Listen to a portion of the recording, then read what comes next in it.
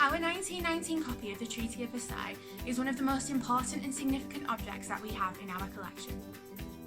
The Treaty of Versailles was the peace agreement signed at the end of the First World War and brought an end to 4 years of total war devastation. But many have referred to this as a flawed peace, as it did not build peace for the future, and just 20 years and 64 days later, World War II broke out.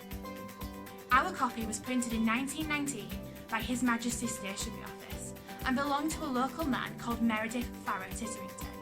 Meredith was born and raised in Bradford, educated at Oxford, and then he came back to Bradford to be a politician, becoming Lord Mayor and MP for Bradford South in 1945.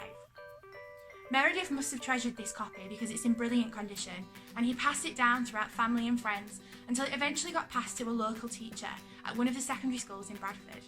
And he actually used it with his pupils to teach them about the peace agreement.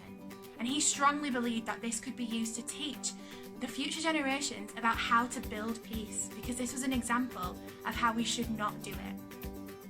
When he retired, he donated it to the Peace Museum, so we can still use it, still use its lessons, and still spread the message of peace that Meredith Farrar Titterington himself really believed in. We can learn from objects like this, that to build the future of peace, we need to cooperate and work together and have open dialogue amongst nations.